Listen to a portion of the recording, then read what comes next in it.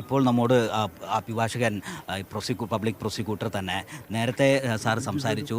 ഏറെ നിരാശയുണ്ടാക്കുന്ന ഒരു വിധിയാണ് വന്നിരിക്കുന്നത് എന്ന് പറഞ്ഞു. റിയാസ് മൗലവിയുടെ ഭാര്യയും കുടുംബാംഗങ്ങളൊക്കെ വന്നിരുന്നു. വലിയ പ്രതീക്ഷ അവർക്കുണ്ടായിരുന്നു. എങ്ങനെയാണ്, എന്തായിരിക്കും ഒരു പക്ഷേ കോടതി ഇങ്ങനെ ഒരു നിരീക്ഷണത്തിലേക്ക് എത്താൻ കാരണം? ഒരു കേസിൽ വിധി വരുന്നത് തോൽക്കുന്നതും പരാജയപ്പെടുന്നതൊക്കെ സാധാരണ. എന്നാൽ ഈ കേസിൽ വിധിയിൽ എനിക്ക് പോലും ഭയങ്കര അത്ഭുതം തോന്നുന്നു. കാരണം അനേകം തെളിവുകൾ, സാഹചര്യ തെളിവുകൾ, ഒരു സാക്ഷി കളവ് പറയാം, സാഹചര്യം ഒരിക്കലും തെളിവ് പറയില്ല. അനേകം സാഹചര്യ തെളിവുകൾ 1 മുതൽ 3 വരെ പ്രതികൾക്ക് എതിരെ നിരത്തിയൊരു കേസ്. അത് മാത്രമല്ല, സംഭവം കഴിഞ്ഞ് 3-ാം ദിവസം തന്നെ ടവർ ലൊക്കേഷൻ, അതായത് 3-ാം പ്രതിയുടെ അമ്മ തന്നെ വന്ന് പറഞ്ഞിട്ടുണ്ട് ഈ കൃത്യത്തിന് അതായത് ഈ മോട്ടോർ സൈക്കിൾ എൻ്റെ മകൻ ഉപയോഗിക്കുന്ന മോട്ടോർ സൈക്കിളാണെന്ന്. ആ മോട്ടോർ സൈക്കിളിൽ രക്തമുണ്ടായിരുന്നു. ആ മോട്ടോർ സൈക്കിൾ 27 റിക്കവറി ഉണ്ടായിരുന്നു. അതുപോലെ തന്നെ 1-ാം പ്രതിയുടെ ശരീരത്തിൽ കണ്ട ചോരപ്പാടുകൾ അത് മരണപ്പെട്ട റിയാസിൻ്റേതായിരുന്നു. അത് കോടതിയിൽ DNA തെളിവ് മൂലം തെളിവ് ഹാജരാക്കിയിട്ടുണ്ട്. ആ DNA തെളിവ് ഒന്നുകൂടി ശക്തമാക്കാൻ വേണ്ടി ആ DNA പരിശോധിച്ച ഉദ്യോഗസ്ഥരെ തിരുവനന്തപുരത്ത് നിന്ന് വിളിച്ചു വരുത്തി വിസ്തരിച്ചിട്ടുണ്ട്.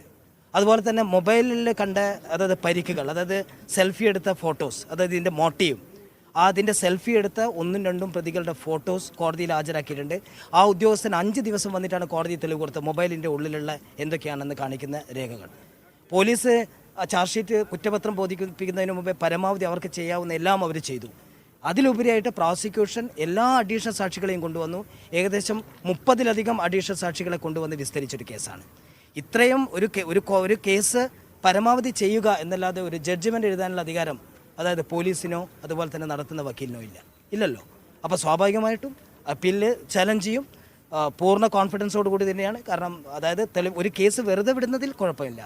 പക്ഷേ അത് ഒരു നല്ല സ്ട്രോങ് തെളിവുള്ള കേസ് വെറുതെ വിടുമ്പം അത് സൊസൈറ്റിക്ക് കൊടുക്കുന്ന മെസ്സേജ് ഭയങ്കര മോശമാണ്. മേൽക്കോടതിയിൽ നിന്ന് നീതി ലഭിക്കും ലഭിക്കുമെന്ന് തന്നെയാണ് പറയുന്നത്. ഏതെങ്കിലും ഒരു കോടതിയിൽ നിന്നും നീതി ലഭിക്കപ്പെടും. കാരണം നീതി ലഭിക്കാതെ പോകേണ്ട ഒരു കേസല്ല ഇത്. കാരണം നീതി ലഭിക്കാതെ പോകേണ്ട കേസല്ല. കാരണം അത്രയ്ക്കും ആൾക്കാരുടെ എഫേർട്ട് മാത്രമല്ല, യഥാർത്ഥത്തിൽ കുറ്റം ചെയ്ത പ്രതികളെ കോടതിയിൽ കൊണ്ടുവരാനുള്ള പോലീസിൻ്റെ എഫേർട്ട്, അതിൽ DNA തെളിവുകൾ, ആ DNA തെളിവുകൾ ഒരാളുടെ മരിച്ച ശരീരത്തിലുള്ള ഇങ്ങനെയാണെങ്കിൽ എളുപ്പം കൊലപാതകം ചെയ്ത് രക്ഷപ്പെടാമെന്നുള്ളൊരു മെസ്സേജ് സൊസൈറ്റിക്ക് വരും. കാരണം മരിച്ച ആളുടെ രക്തമാണ് എൻ്റെ ശരീരത്തിൽ പുരണ്ടതെങ്കിൽ അതെങ്ങനെ വന്നു എന്ന് പറയാനുള്ളൊരു ബാധ്യത എനിക്കുണ്ടെന്ന് സുപ്രീം കോടതി പറയുന്നു. ആ ബാധ്യത പോലും നിറവേറ്റാത്ത 1-ാം പ്രതിയെ പോലും എങ്ങനെ കുറ്റവിമുക്തനാക്കി എന്നുള്ളത് പരിശോധിക്കണം.